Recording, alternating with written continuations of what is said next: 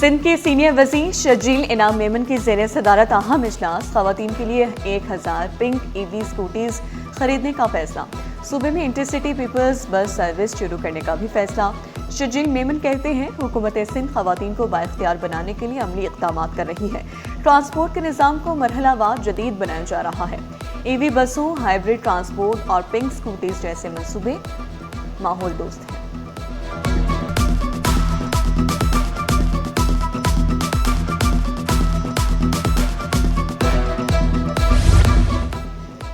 Tractor ساز company کا electric motor cycle کی تیاری پر غور شروع۔ ٹریکٹر ساز کمپنی نے پاکستان اسٹاک ایکسچینج کو خط لکھ کر آگاہ کر دیا۔ کہنا ہے کہ الیکٹرک موٹر سائیکل کی تیاری کی فیزیبلٹی کا جائزہ لے رہے ہیں۔ پیٹرول مہنگا ہونے پر الیکٹرک بائکس کی طلب بڑھنے لگی ہے۔ ڈیلرز کہتے ہیں کہ اپریل میں ای وی موٹر سائیکل فروخت میں ریکارڈ اضافہ ہوا۔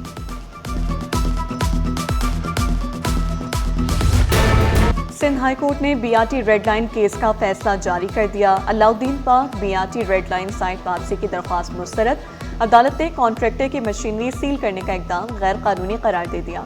30 دن میں فیصلہ نہ ہونے پر مشینری واپس کرنے کا حکم، تنازعات ثالثی اور ڈسپیوٹ بورڈ سے حل کرنے کا حکم۔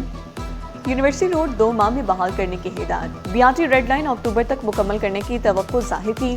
16 ارب کے منصوبے میں 15 ارب پہلے ہی ادا کیے جا چکے ہیں۔ عدالت کا چیف سیکرٹری اور سیکرٹری بلدیات کو عمل درآمد کی ہدایت۔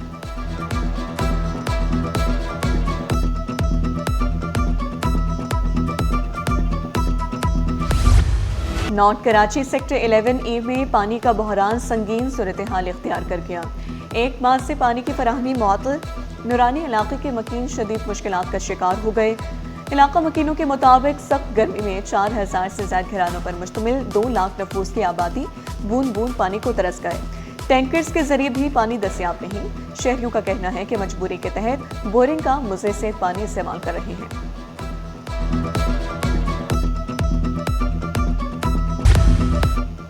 کمشنر کراچی سعید حسن نقوی کی زیر صدارت اہم اجلاس، فوری منصوبوں میں تاخیر کی شکایات دور کرنے کا فیصلہ، شہری سہولتوں کی فراہمی کے اقدامات کا جائزہ لیا گیا۔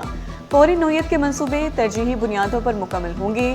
پراپرٹی ٹیکس وصولی بہتر بنانے کے لیے آگاہی مہم کا فیصلہ، کیماڑی ٹاؤنز کے ڈی اے اور کے ایم سی منصوبوں پر غور، ڈی سی کیماڑی اور متعلقہ افسران کے اجلاس میں شرکت، کمشنر کراچی کے ٹاؤنز کو نوٹس جاری کرنے کی ہدایت۔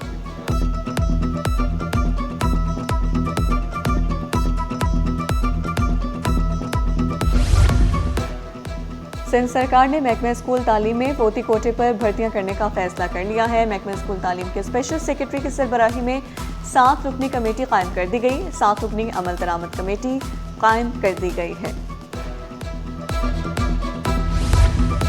پیٹرولیم مصنوعات پر لیوی وصولی کا اختیار ایف بی آر کو منتقل، نیا نظام نافذ۔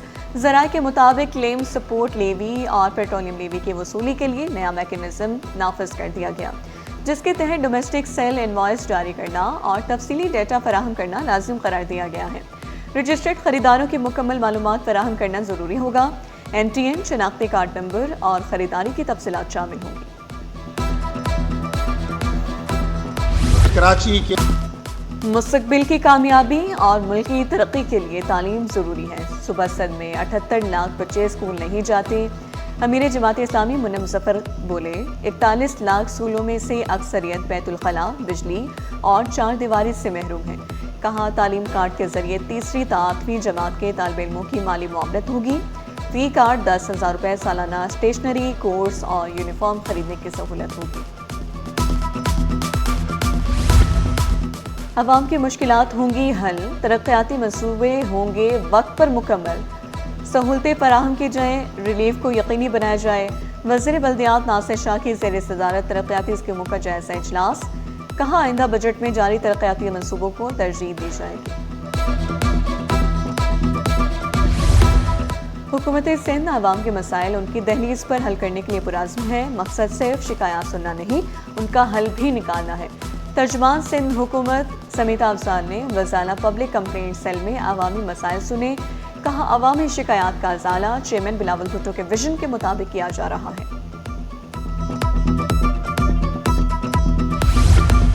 اسٹیٹ بینک کے زر مبادلہ ذخائر میں اضافہ ریکارڈ، مرکزی بینک کے ذخائر $2 کروڑ 30 لاکھ بڑھ گئے۔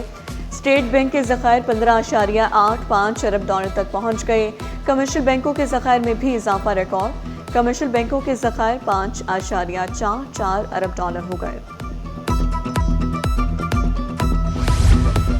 پیپلز پارٹی کراچی ڈویژن کا اجلاس وزیر سعید غنی کی زیر صدارت منعقد ہوا ہے۔ مارکہ حق کی پہلی سالگرہ کے موقع پر 9 مئی کو کراچی میں نشان پاکستان تقریب منعقد ہوگی۔ سی وی پر منعقد ہونے والی عظیم الشان تقریب کی جاری تیاریوں کے حوالے سے تفصیلی تبادلہ خیال کیا گیا۔